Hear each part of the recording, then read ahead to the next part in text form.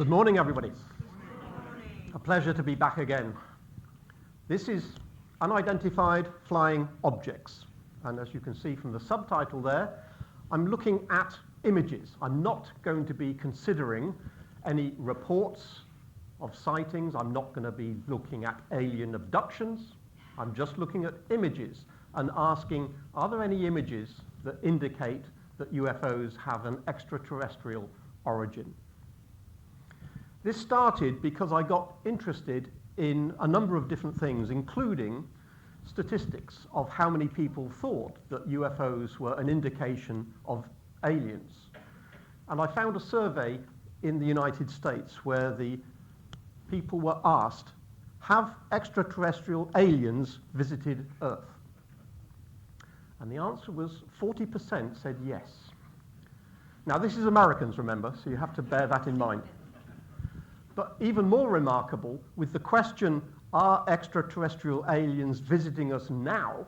In other words, it wasn't simply something that happened in the past, but they walk amongst us. The answer is 35%. That's a huge amount. If this is representative of all Americans, that is a little bit scary. It's actually less than the number who apparently believe in ghosts, but it is more than the number who believe in telekinesis and more than the number of people who believe in Bigfoot.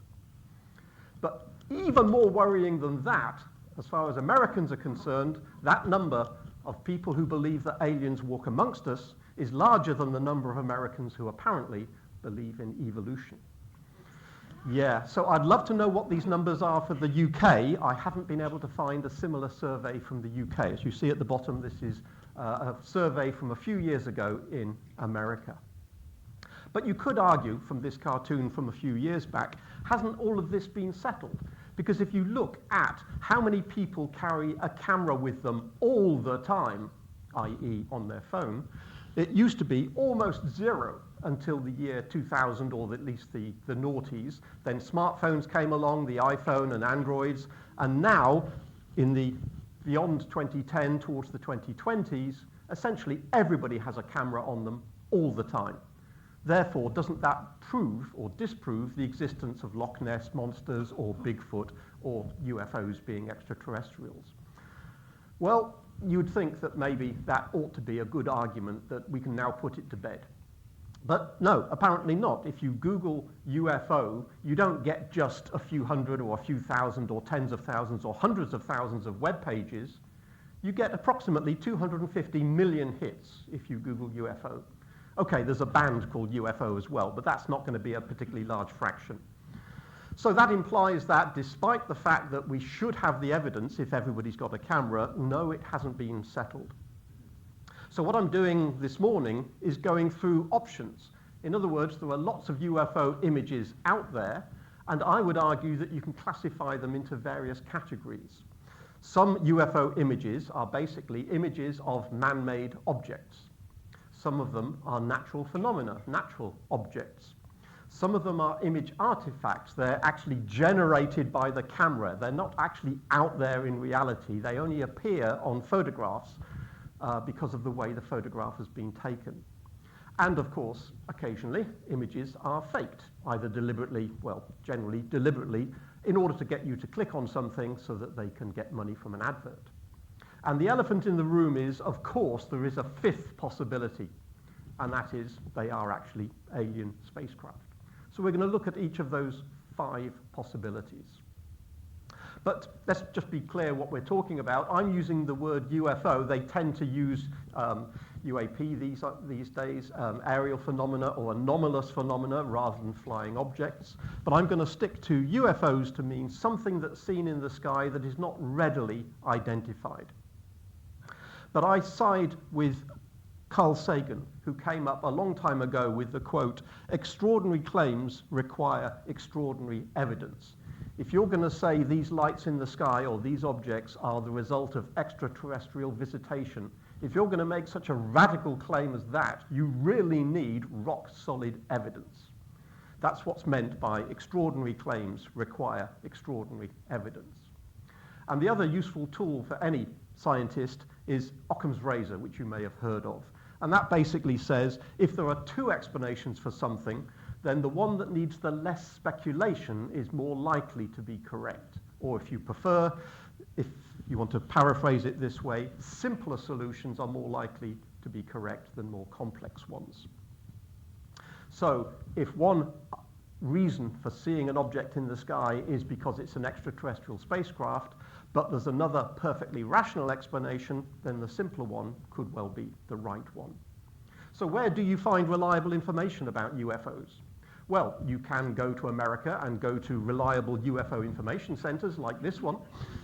Notice the little green man sitting on the porch outside. Okay, that's not so good.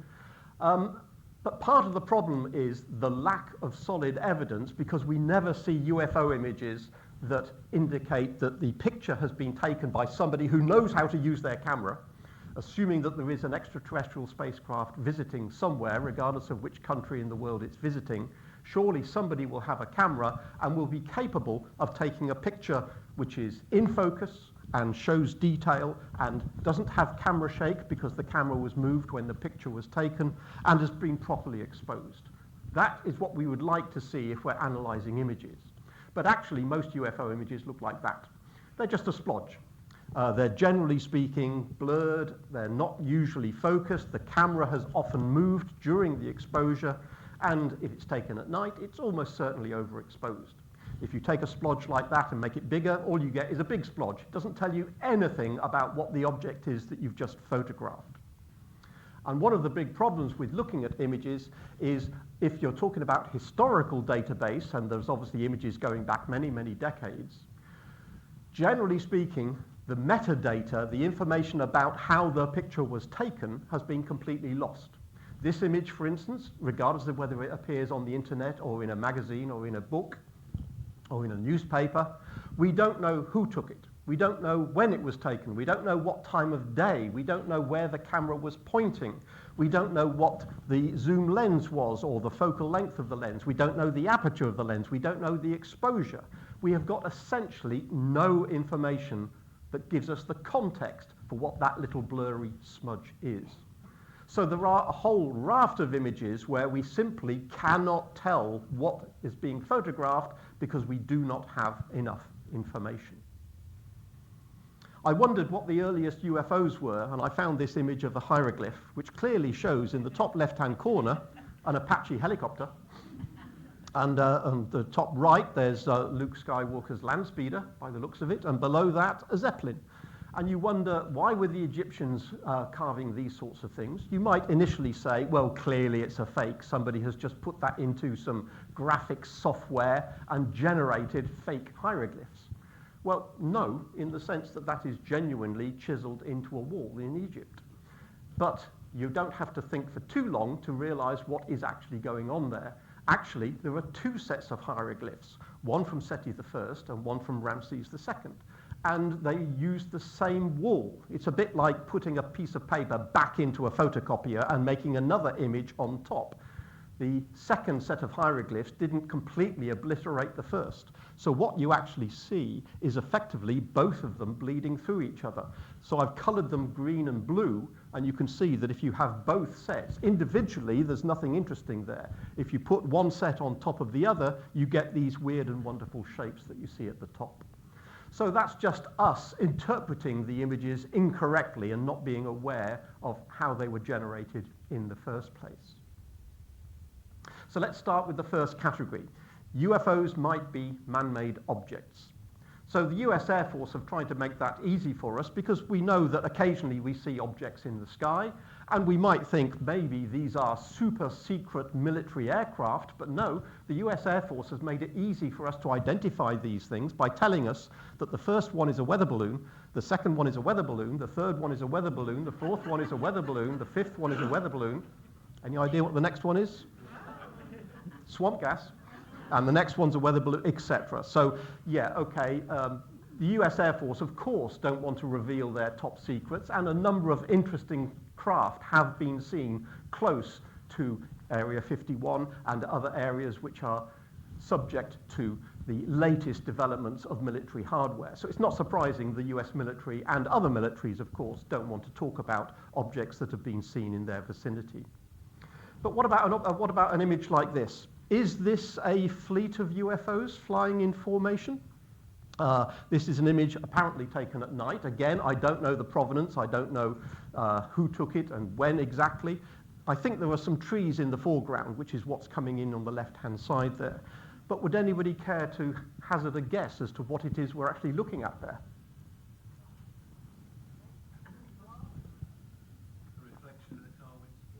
Reflection in the car windscreen, that's always a possibility. Does anybody think it's a fleet of UFOs flying in formation? Yep. Commercial aircraft don't fly in formation. Military aircraft fly in formation, but don't pull contrails over that sort of distance, and they generally don't fly in formation over large distances. I have deliberately misled you slightly by saying, is this a long exposure of a fleet of aircraft? Because it is not a long exposure. It is a snapshot. And it's a snapshot taken from Pylon of the Month, December 2019. Yes, some people do go around photographing electricity pylons.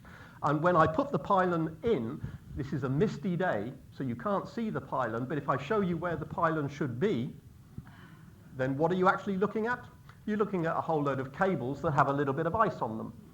And there's some sort of light over the horizon which is reflecting off the ice on the cables, on the electricity cables. If you take the pylon away, it becomes more mysterious, but as soon as you realize it's a snapshot, you can see that, yeah, thinking about it as a long exposure of moving lights gives you completely the wrong impression. And that's why it's important, if we're looking at images, to have some idea of whether it's a short exposure or a long exposure, because otherwise we can get completely the wrong impression of what it is that we're looking at. And for those that have got more time on their hands than they should, you can go to www.pylonofthemonth.org to find all sorts of wonderful images of pylons around the country and indeed around the world. And of course, if anybody actually sees something like this, it's tempting to say, wow, I've never seen anything like that before. It's either a huge jellyfish or it's a UFO, it's a visitation from extraterrestrials. No, it's simply what's left after a rocket launch, because the vapor trail of a rocket, depending on whether you catch it just after sunset, for instance, and here the sun is just over the horizon and still catching the plume of this rocket exhaust. It can give rather weird and wonderful effects. So you tend to see this, for instance, near Florida. If you've had launches from Cape Canaveral, you might get this sort of effect later that same evening. And the trail itself can not simply be a line in the sky, even though the rocket might follow a nice smooth curve. As soon as you get winds in the upper atmosphere, it can distort the rocket trail and give beautiful iridescent effects, which is simply the result of the hydrocarbons left in the exhaust of the rocket itself. And anybody that happened to see lots of these objects in the sky might again think, well, this is weird. This is obviously an alien invasion because there's loads of weird-looking lights in the sky. No, this is just scientists doing what scientists do, which is sending up sounding rockets, releasing fluorescent gas into the upper atmosphere. The gas then fluoresces and gives you these various colors. And by looking at what happens as a function of time, you can get an idea of what's going on in the upper atmosphere. So it's a way of studying the Earth's atmosphere by releasing fluorescent gas into the upper atmosphere. So if you know what it is, it's a perfectly rational explanation. If you didn't know that, you might look at that and think, this is worrying. These sorts of things were perhaps worrying a few years back, but we're now getting much more used to the idea. Lots of lights in the sky. 20 years ago, that might have been considered really weird, and clearly this is a fleet of UFOs come to visit us. But now, of course, we are used to the idea of drones flying around.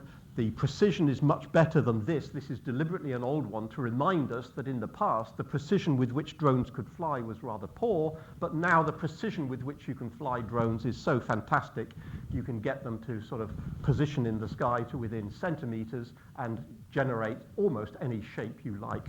This one from the King's coronation. People have said, I haven't seen a UFO, but I've definitely seen where they land.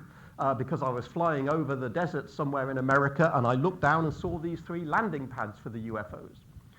Well, it doesn't take that much to figure out if you know the time at which you looked out of the window and saw what was going on, regardless of whether you've got a map on the back of the seat in front of you. If you know the time and you know when you took off and when you landed, you can pretty much figure out where in the world you were when you saw these landing pads. Get onto Google Earth or something like that, and you will find a perfectly rational explanation for those objects.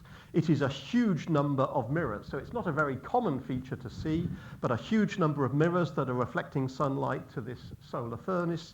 Depending on the angle at which you see all these mirrors, it can give a rather odd effect. But again, it doesn't take much digging to find out that is what was visible from the aircraft in that particular flight.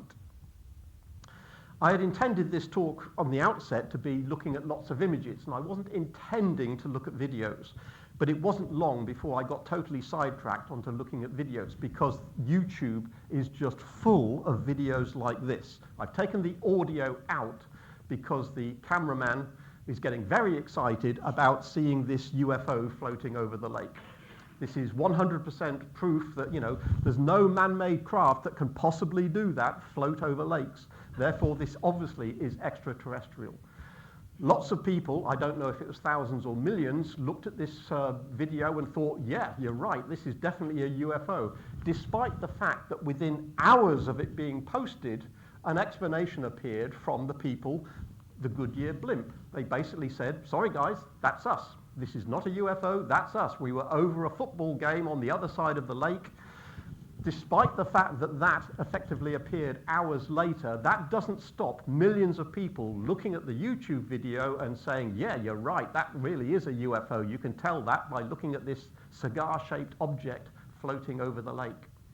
So unfortunately, people do not tend to take notice of retractions or explanations. They are much more influenced by the sensationalist headlines saying, wow, look at this thing we've just imaged. As soon as I started looking at one image, you know what YouTube is like. You look at one video, you get recommended. If you like that one, you might like this one. And I saw this recommended video saying, we've got super clear footage of a UFO. I thought, wow, at last. Not a really blurry one. We've now got a super clear video of a UFO. So I thought that's worth a look. So I had a look at that particular YouTube. There it is.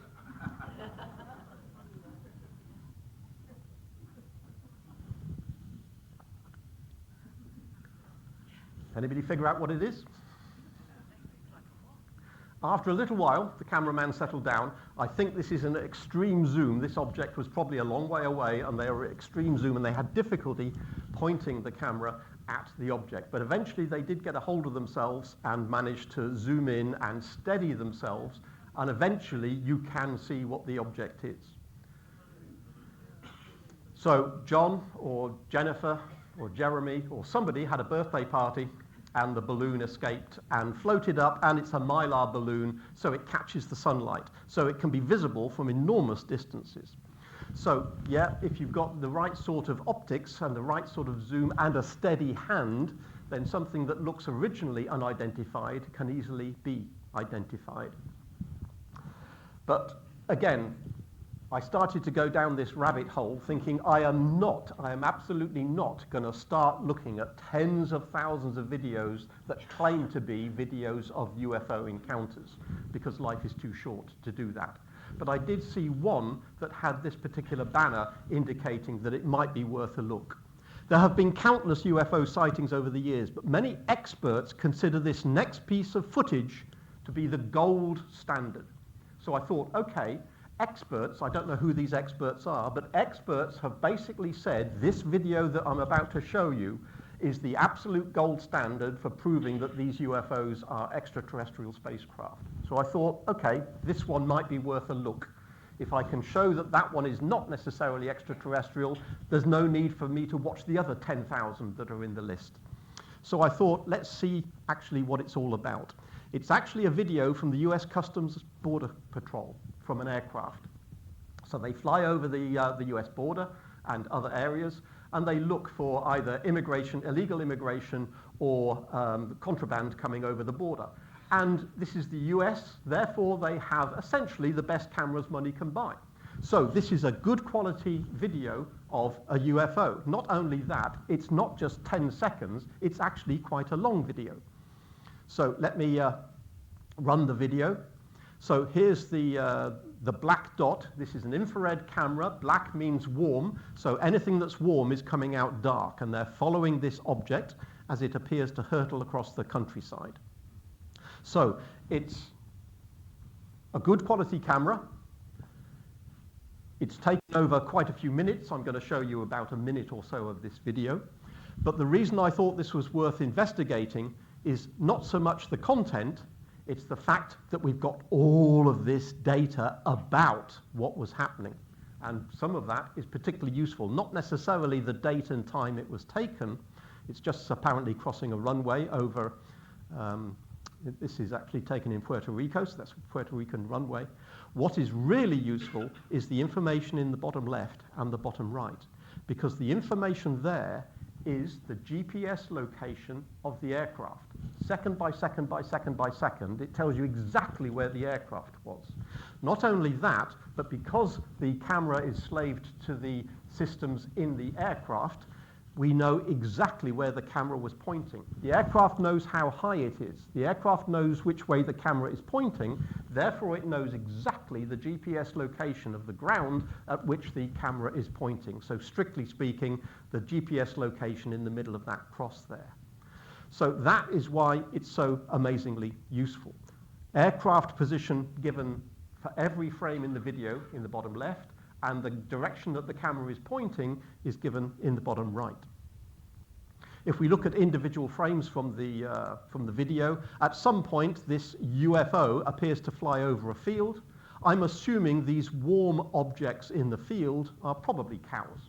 They seem to be about the right size. So this object is warm and is smaller than a cow. And it eventually went over a road, and the cars are warm at one end because we don't have any electric cars here. They're all internal combustion engines. And so we seem to have warm engines. And so this object is about as warm as the bonnet of a car, roughly speaking, very roughly speaking.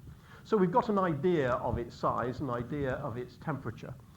So what can we actually do with all of those coordinates that are given in the video to try and figure out what is it that we are actually looking at? Examining the blob doesn't help. It's just a blob. There's no indication of what its shape is. We can't really tell its size other than it's half a cow or a little bit smaller than that. So what I did was take all of those coordinates. I simply went through the video. It took me 10 or 15 minutes to go through the video and make a note of the coordinates of the aircraft and the coordinates of the point on the ground it was looking at. So this is Puerto Rico, the airport. That gives you the scale there. I'm going to dim out most of the background because the actual background doesn't matter. There's a few fields, the cows are over there somewhere, and there's an airport runway. That is the ground track. That's the point on the ground that the camera was looking at as a function of the video that we were just looking at there. And you can see it crosses the runway and then heads out to sea. The ufologists, or the people that are determined that this is definitely extraterrestrial spacecraft, will say, look, that must be a UFO, because A, it was going hell for leather from right to left as we were looking at it in the video, and when we work out that that's where it started and that's where it finished, notice the wind was coming from the northeast, and therefore this UFO was flying into a headwind. And it was flying really, really fast, at 200 miles an hour or something like that.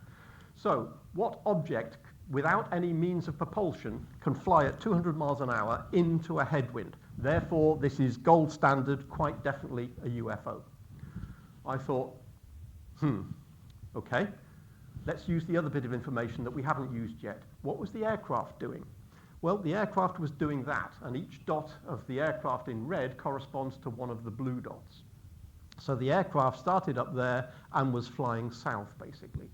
So I figured, right, can we work out the actual line of sight from the aircraft to the point on the ground against which the UFO appeared? In other words, we can work out the UFO movement by saying, well, at that particular video frame, that's where the aircraft was, and it was looking towards that blue dot on the ground. So the UFO was somewhere along that grey line. Let's do the same again a few seconds later. and let's do the same again a few seconds later, and let's do the same again a few seconds later, and let's do the same again a few seconds later. What do you notice? Either the UFO is following the blue dots and is at ground level going hell for leather from right to left, or the UFO is actually static. It's actually an object floating just outside the airport, just next to the university apparently. And why does it seem to be going hell for leather from right to left across the ground? That's because the aircraft is flying at 300 miles an hour in the other direction. So of course, when it looks down at a static object, if the aircraft is flying really fast one way, the object is going to look like it's traveling really fast the other way. But actually, the object does not appear to have moved at all, or at least over a minute or two of the video that I analyzed. I actually took a few red dots going down. The aircraft was actually flying quite a few miles away and could still see this UFO, even though it was miles away. That shows you how good these infrared cameras are on these aircraft. When I extended it, I found that when you went down here, the actual object moved ever so slightly downwind. In other words, this appears to be an object which is not going at 200 miles an hour into the wind. It appears to be just sitting there, and if anything, is drifting ever so slightly with the wind. So the UFO blurb that came with this YouTube video said that this is the gold standard that's irrefutable evidence of extraterrestrial spacecraft. The description said, what we're looking at is a metallic orb moving at incredible speed with no obvious propulsion into an 18 mile an hour headwind. And then they came up with the quote, the infrared camera sees an object that does not match anything we know of. These are experts who can't figure out what it is they're looking at and are claiming that they're looking at an extraterrestrial spacecraft. Occam's razor, is there an alternative explanation for what we're looking at? Well, there is an additional explanation, because we can't really say it's a metallic orb. There's nothing in the video that says it's a metallic orb. It's just a blob. There's nothing in the video that actually says it's moving at 200 miles an hour, because as I've just shown, it's actually consistent with the fact that it's hardly moving at all. It has no obvious propulsion. Well, I would agree with that. This blob does not appear to have engines bolted onto the side of it, so I would agree with that particular statement. But into an 18 mile an hour headwind? No, they've not taken into account the fact that the camera is moving. And as for this does not match anything we know of, I'd love to know who these experts are, because they can't even figure out what it is they're looking at. The alternative explanation is that the object is not moving. If anything, it is slowly drifting downwind over a few minutes. It's an 18 mile an hour wind, so it will drift over a few minutes, and is almost certainly a balloon. Whether it's similar to the balloon we saw earlier, a little mylar balloon, it warmed up during the day, and in an infrared camera, it seems to give off heat for the next few hours. The fact that these experts can't figure out that they're looking at a balloon gives you some idea of how desperate the people are that post and describe these videos that appear on YouTube. So perhaps one of the take-home messages for this morning is do not believe anything you see on YouTube. That one, no obvious propulsion. Well, true, it's got no engines, but now we've determined it's actually drifting downwind. Well, yeah, it has got some obvious propulsion. The propulsion is the breeze. So that doesn't really work out either. So we've got a whole load of X's and a question mark against the expertise of the individuals who've posted that information. So time is getting on, so I better get a move on. So UFOs might be natural objects. And if you're fed up with Pylon of the Month, there's always Clouds of the Month. So Cloud of the Month posts every month an interesting looking cloud, and there's plenty of clouds which look a little bit odd and from time to time have been confused with UFOs, especially these sort of lenticular clouds that look a little bit like flying saucers. And some people are convinced that a big hole in the sky that looks like a hole punch has been punched through the cloud. That is obviously evidence of a large circular flying saucer coming through the clouds and then landing. Well, no, these are all simply natural events which you can look up if you're interested in cloud formation.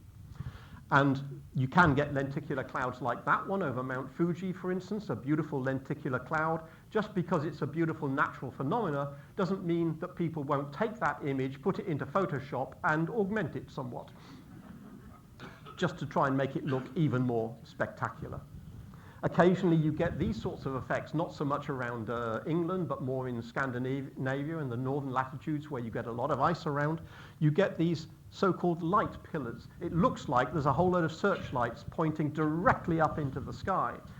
In fact, it's not. It's just normal street lights just beyond your vision over the rooftops there, and ice crystals in the atmosphere. The ice crystals are small hexagons which tend to sit horizontally and act like little mirrors, and so reflect the light from a slightly greater distance. And because they're horizontal, because it's more stable position to be horizontal, these light pillars tend to be vertically above any light illumination. It can give a very odd effect, especially when you see these light pillars at a distance. The colors are simply a reflection of the colors of the original lights, street lights, floodlights, whatever they are in the distance. But if you get the ice crystals at high altitude, you can actually get reflections from an enormous distance. So these lights on the horizon are possibly quite a few miles away, and yet you see a reflection in the sky, and it gives you this impression of a city in the sky, or depending on exactly how these lights are arranged, you might get the impression of a huge UFO hovering in the sky above you. But these are all just perfectly natural events.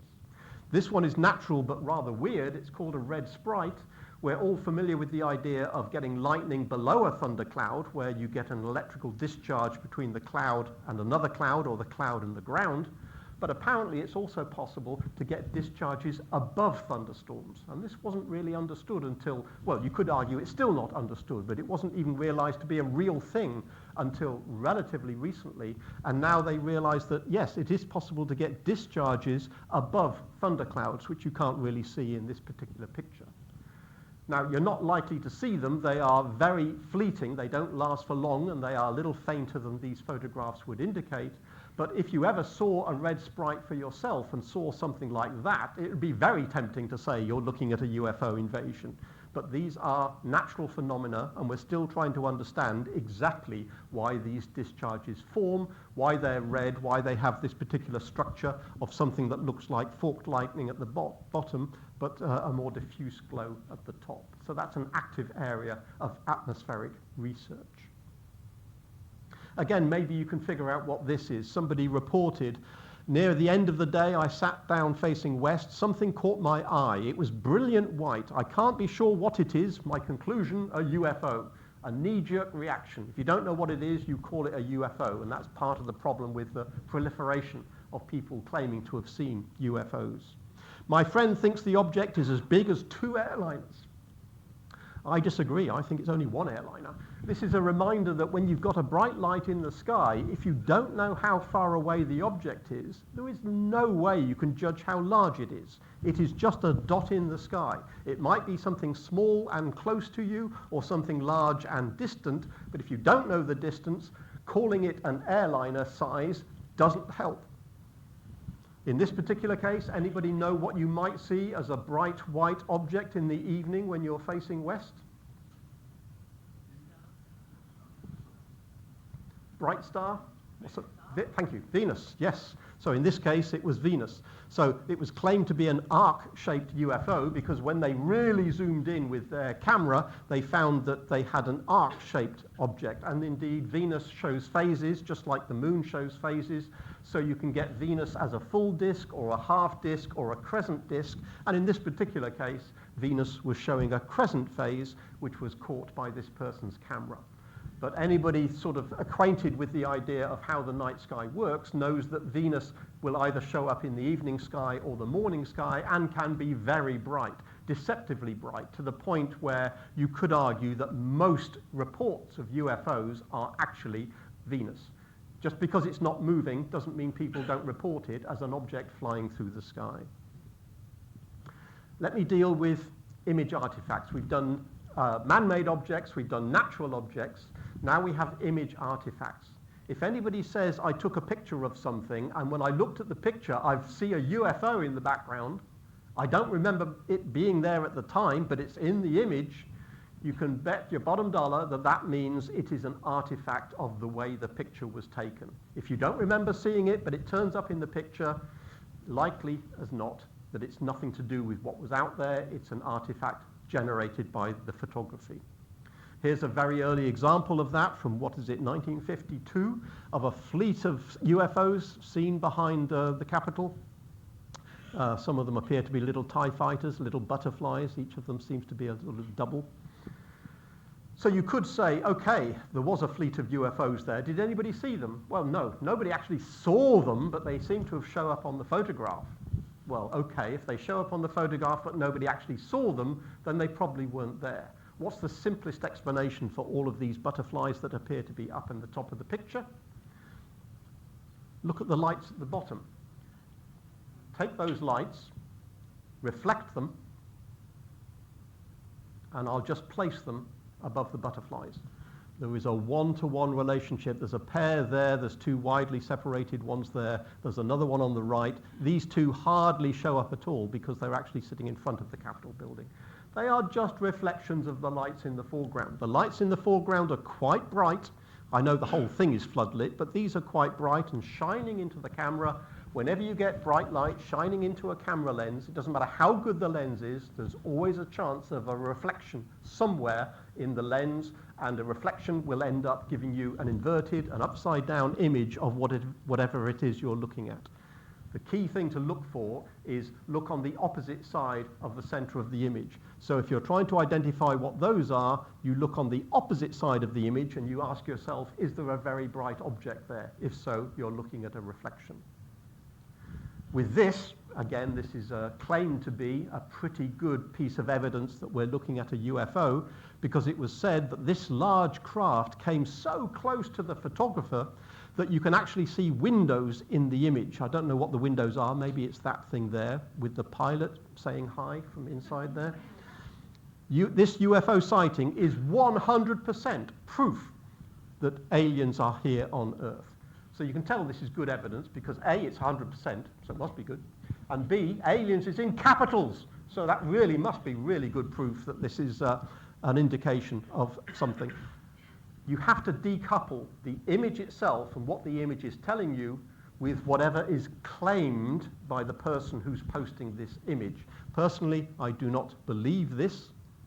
That is obviously just a person's opinion. What we're actually looking at is yet again an artifact, because this is the whole image, not just the UFO itself, but the whole image has a very bright object, which I assume is probably the full moon. You can just about see the horizon there. So I think the person has taken a picture of the full moon. The full moon is very bright, very overexposed, and a really distorted reflection in the lens of the camera has produced this weird and wonderful image on the left-hand side. So no, this did not visit the photographer. There were no windows, there were no pilots. It's just a very bad reflection of a very bright object. We can see that in more recent versions. This person posted on Twitter, as it used to be known. What's this in the sky? I've taken a picture of this rather nice lamp, and I've got this object in the top, which seems to have an aura around it. Is it a UFO? And just to show that they're being serious, they then added the hashtag UFO, followed by the hashtag serious question. In other words, they did at least genuinely want to know what it was they were dealing with. Again, you can see exactly the same thing. What's going on? You've got the sun creeping out from behind this wall, and the sun is a very bright object. If you're going to shine the sun into a camera lens, you will get a reflection, no matter how good the quality is, even though they might be called anti-reflection lenses in either your glasses or in cameras, you will still get a reflection when you've got a really bright object. So we can look at the artifact, we look on the opposite side from the center of the image, we find the sun. That is absolutely obviously just a reflection of the sun. If we blow it up a bit, so we take that and blow it up, the sun is a disk and half of it is peeking out from behind that wall. Take a reflection. Reflections are generally upside down. So what we've got is a semicircle. In other words, the disk of the sun peeking out from beside that wall. What's this other garbage in front of it? Well, it's shining through the filigree structure of this lamp mounting bracket. therefore we're seeing some of that there. So this is exactly what you would expect if you take an image of the sun half blocked by the wall, and then on the opposite side you get this reflection. So entirely explicable for what's happening inside the camera. This is perhaps one of my favorites in the sense that we're looking at a huge slab in the sky, what appears to be a flat rectangular aircraft with lights around the edge hovering in the air. And if you don't believe there's any credence to that description, you then have, well, enthusiasts and conspiracy theorists have claimed it's an advanced type of spycraft known as the TR-3B. Notice that when you give it an acronym, it sounds more plausible. Rather than just saying this is a UFO, if you say, but it's a TR-3B UFO, it sounds like you know what you're talking about. If you look at what's going on here, I see raindrops, so I think what we're looking at is a night shot taken from inside a vehicle, and we're looking through the windscreen on a rainy day or rainy night, and we're looking at raindrops on the windscreen. So, is it likely that you're seeing a huge rectangular slab in the sky, or is it more likely that somebody has left their iPhone on the dashboard and you are looking at a large rectangular object reflected in the dashboard as you look through the windscreen? Again, Occam's razor, the simplest explanation, probably the right one. Fourth category, having dealt with man-made objects, natural objects, image artifacts, maybe it is simply a fake image. Maybe somebody has generated an image. Now, if you have to have your hand in pointing at the object, I would immediately suspect that as being a real thing. But there are plenty of instances where people have generated images. Of course, now that you can generate images using AI tools on the internet, it is even easier. But even if you go back 10 or 20 years, it was still relatively easy to generate fake images by putting together a real image of vehicles on an interstate and then superposing something that appears to be coming out of the clouds there. You can sort of tell that's fake, not from looking at the image itself, but by figuring out, well, if that was really there, millions of people would have seen it. And if millions of people saw it, wouldn't you know about that? So unless you think the world is pretty good at suppressing lots of information that appears on social media, and I don't think anybody agrees that that is true, then that can't be real. Going back to pre-digital images, when we had film, looking at this image from 1966, which is a famous one of UFOs flying, I had a look at this.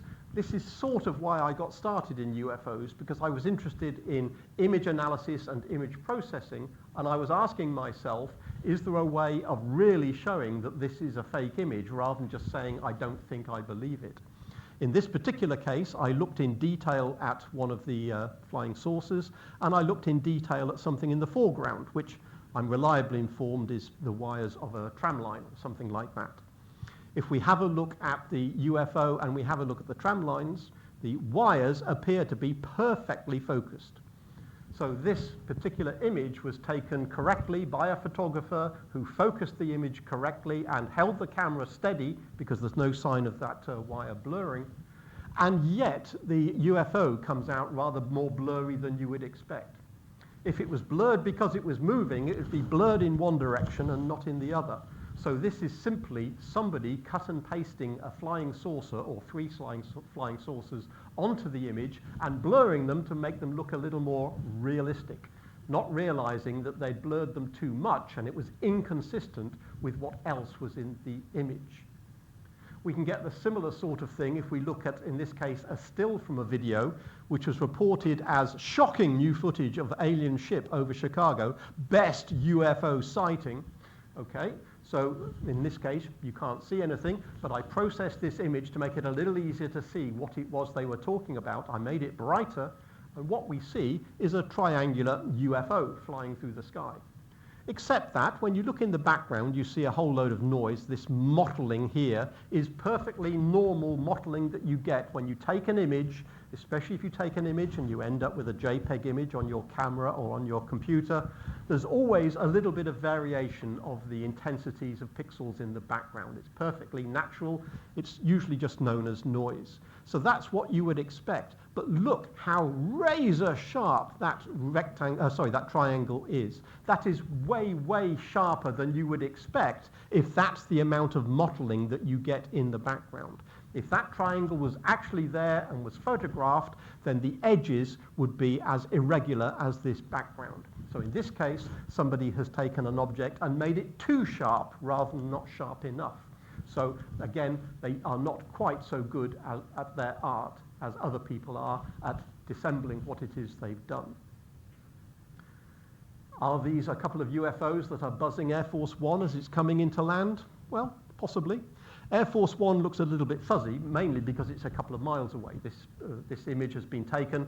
It's not surprising to know that Joe Public is not allowed to get too close to Air Force One. And so this was taken from some distance away, so the atmosphere has blurred and reduced the contrast of Air Force One. If these objects were buzzing Air Force One and were flying at the same sort of distance, they would be blurred and their contrast would be lowered by approximately the same amount, because it's simply the effect of how much air there is between the photographer and the object. If there's a couple of miles of atmosphere, that will tend to reduce the contrast by scattering of the light. So these objects do not appear to have the right contrast to be consistent with being at the same distance as Air Force One. So that looks like a fake as well.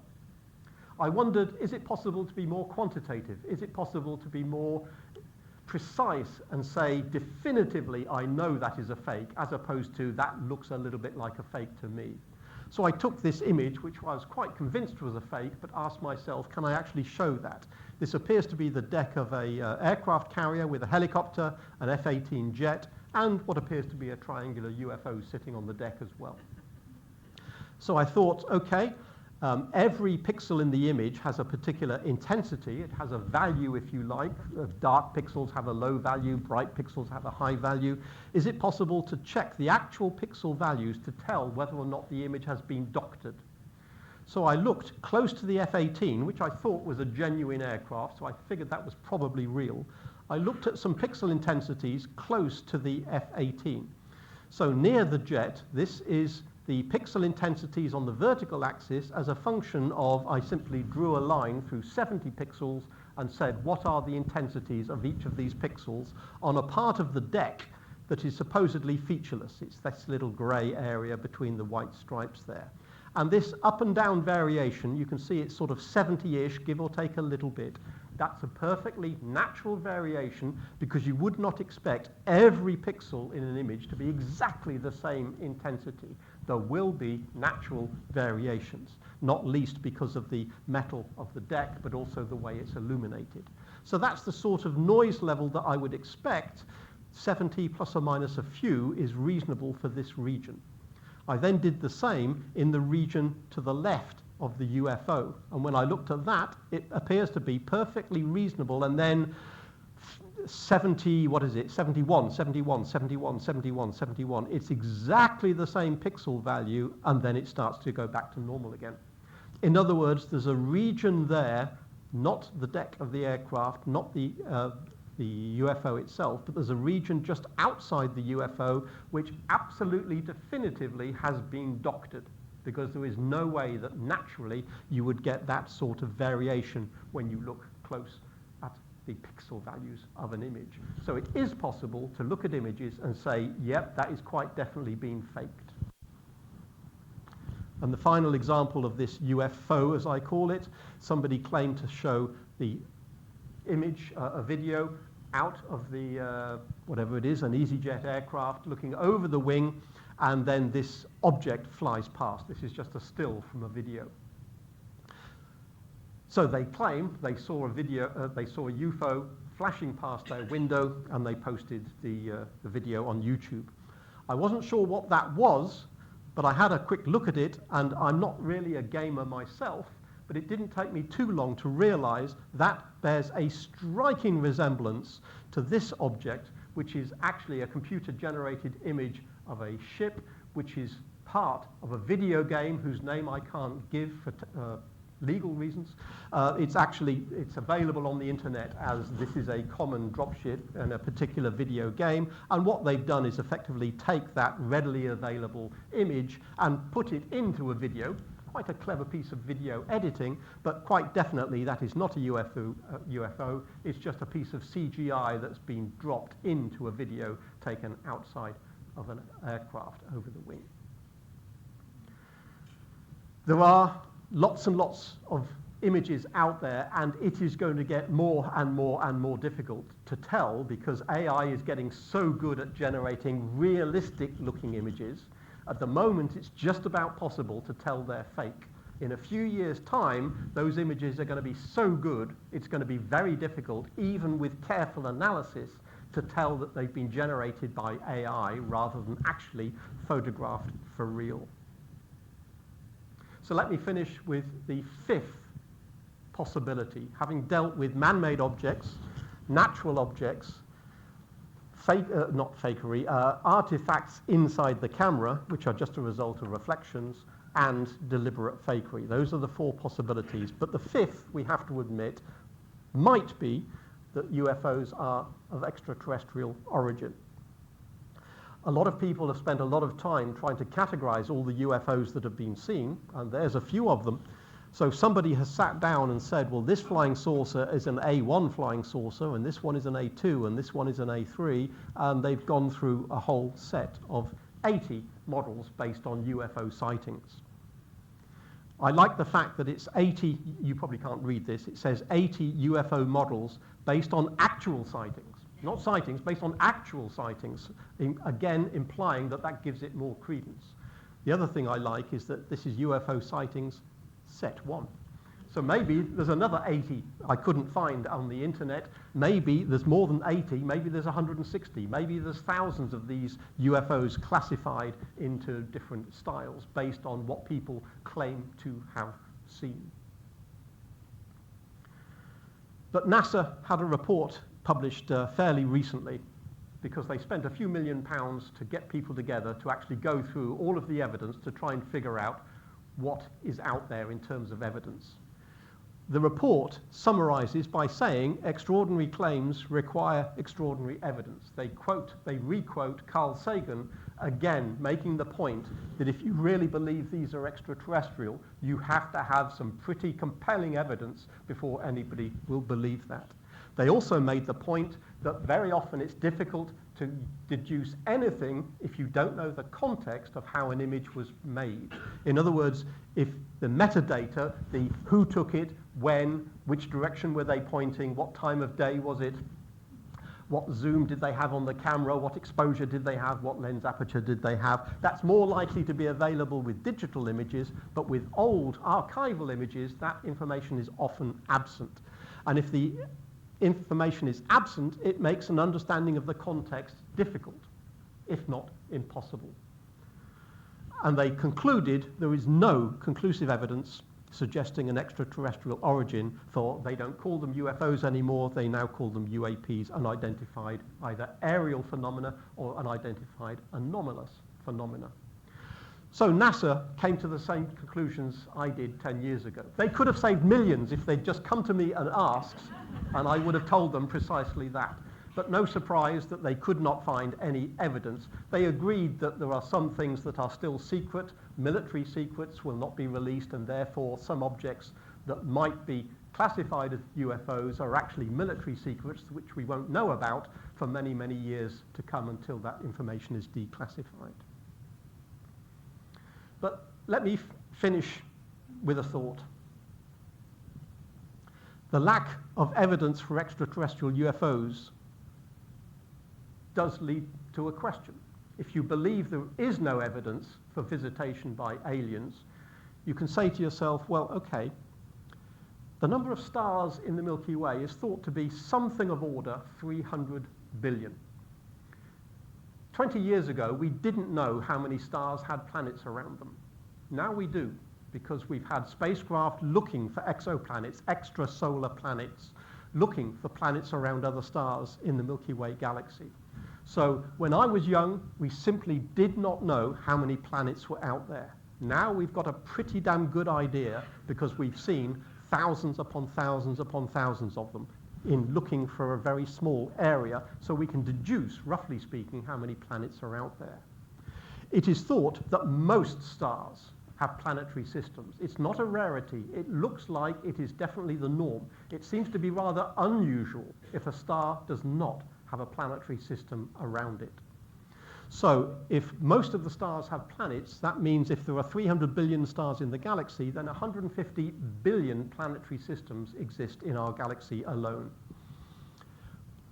Again, until recently, we didn't know how many planets might be Earth-like. We started to discover planets in the 1990s, and that accelerated in the noughties.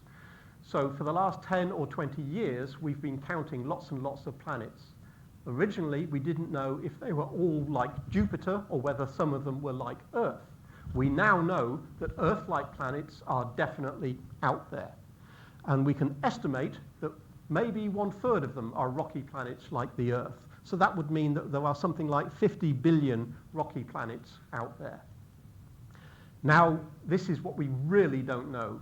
Even if the conditions are right, how likely is it that life will have originated on those planets? It is almost impossible to put a number on that. We don't know if it's very probable or very improbable or something in between. So let's just say 99% of the time, life doesn't get a foothold. Even though the conditions might be suitable, the planet is a sensible distance from the sun to give lots of sunlight to keep the planet warm. Maybe 99% of the time, life doesn't take a foothold. That means we divide by 100 and we're left with a number like 500 million. If life does get a foothold, what's the likelihood that it develops from simple life into more complex life? No idea. We can't tell because we only have the Earth to go on. Let's assume that even if life does get a foothold, 99% of the time it doesn't develop into anything interesting. So we divide by 100 again. We're now down to 5 million. And if it does develop into complex life, what's the chances that that ends up as intelligent life that could in principle communicate with us by sending us radio waves or something like that? Again, we don't know. Let's assume that even if complex life does evolve, 99% of the time it doesn't result in a technology civilization that can send us radio waves. So let's divide by 100 again. Intelligent life, divide by 100, we're left with 50,000. 50,000 civilizations. If they're out there, why have we not heard from them? So that is the so-called Fermi paradox. People don't necessarily believe aliens walk amongst us, but if they don't, why not? Why isn't Star Wars and Star Trek right in the sense that the galaxy is full of other civilizations? Surely the conditions are right for that to have happened. And it's not necessarily just a question of how close that civilization would be, because if civilizations have existed thousands, millions of years ago, why haven't they colonized the rest of the galaxy? Why don't we have an outpost here from somebody living on the other side of the galaxy? Because they've had plenty of time to colonize. It didn't take us long to colonize the entire surface of the Earth. Colonizing the surface of the entire contents of the galaxy would only take 1 million years or so. So if civilizations have been around for millions of years, why have we got no signs that they are out there? Let me finish with this. The pale blue dot. As Carl Sagan said, look again at that dot. That's here, that's home, that's us. On it, every human being who ever was lived out their lives. It's a picture of Earth taken from the spacecraft Voyager. And that was the quote, on a mote of dust suspended in a sunbeam. That was taken from Pale Blue Dot, 1994. It's a reminder that the only life we know is the life on planet Earth, on the pale blue dot. So we can make calculations of what we think is likely to be out there, but the only thing we know is that life evolved here. And what I find more unsettling than the idea of aliens walking amongst us is the thought that we might be alone. Thank you.